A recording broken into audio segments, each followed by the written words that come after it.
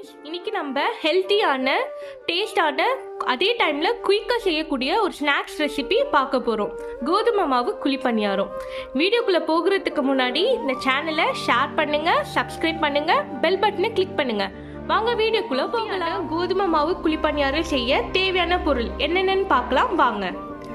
2 cup போல் கோதுமை மாவு, 1.25 cup போல் நாட்டு சர்க்கரை, பேக்கிங் சோடா, ஏலக்காய் பொடி, நறுக்கிய தேங்காய், தேவையான அளவு நெய். இப்போ இந்த பொருளெல்லாம் வச்சு டேஸ்டான கோதுமை மாவு குழிப்பணியாரம் எப்படி செய்யலான்னு பார்க்கலாம். வாங்க வீடியோக்குள்ள போகலாம். வச்சாச்சு. இப்போ நம்ம எடுத்து வச்சிருக்க கோதுமை மாவு வந்து போட்டுக்கலாம். 2 கப் போல கோதுமை மாவு போட்டுக்கிறேன். கூடவே வந்து 1.25 அளவு இருக்க நாட்டு சர்க்கரை. எனக்கு 2 கப் கோதுமை மாவுக்கு 1.25 கப் இருக்க நாட்டு சர்க்கரை வந்து கரெக்டாக இருக்கும். உங்களோட ஸ்வீட்னஸ் பொறுத்து நீங்கள் கூட குறைய போட்டுக்கோங்க. இப்போ 1/4 ஸ்பூன் போல் ஏலக்காய் பொடி ஆட் பண்ணிக்கிறேன். ஒரே ஒரு பிஞ்ச் ஆஃப் பேக்கிங் சோடா. இப்போ நம்ம நறுக்கி வச்சிருக்க தேங்காய் போட்டுக்கலாம். கூடவே வந்து கொஞ்சமாக தண்ணி ஊற்றி ஒரு விஸ்க் வச்சு கலந்து விட்டுக்கோங்க. தண்ணி வந்து கொஞ்சம் கொஞ்சமாக ஆட் பண்ணி கலந்துக்கோங்க.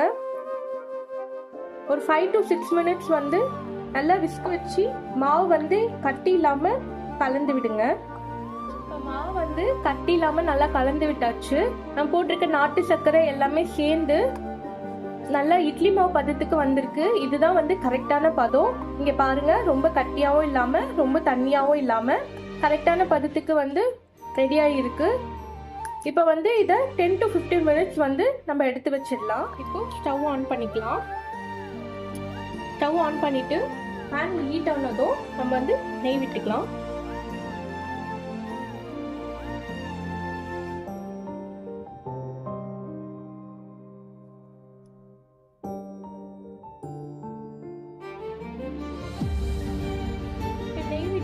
நம்ம கலந்து எடுத்து வச்சிருக்க மாவு வந்து ஒரு குழியிலையும் வந்து ஊத்திக்கலாம்.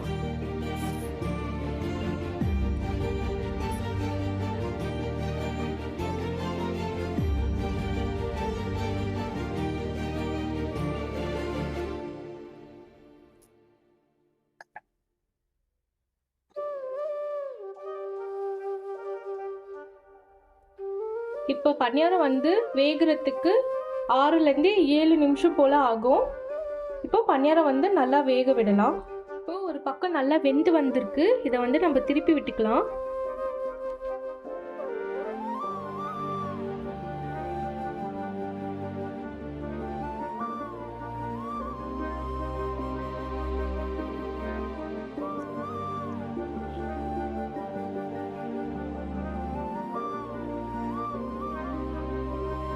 இந்த மாதிரி திருப்பி விட்டு வேக வைங்க.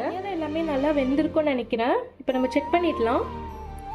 இப்படி எதனா கூர்மையாக இருக்கிறத வச்சு இந்த மாதிரி குத்தி பாருங்க. எதுவுமே மாவு ஒட்டாமல் வந்திருக்கு அப்படின்னா பணியாரம் எல்லாமே நல்லா வெந்திருக்குன்னு அர்த்தம். இப்போ எல்லா பணியாரமும் நல்லா வெந்திருக்கு. இப்போ நமக்கு டேஸ்டான கோதுமை மாவு குழிப்பணியாரம், டேஸ்டான ஹெல்த்தியான கோதுமை மாவு குழிப்பணியாரம் ரெடி. கண்டிப்பாக இந்த ரெசிபியை ட்ரை பண்ணி பாருங்கள். உங்கள் எல்லாருக்கும் இது ரொம்ப பிடிக்கும்னு நம்புகிறேன். ரொம்ப குயிக்காக செய்யக்கூடிய ஒரு ஸ்நாக்ஸ் ரெசிபி. ட்ரை பண்ணி பார்த்துட்டு எனக்கு கமெண்ட்ஸில் சொல்லுங்கள். மீண்டும் ஒரு வீடியோவில் சந்திப்போம்.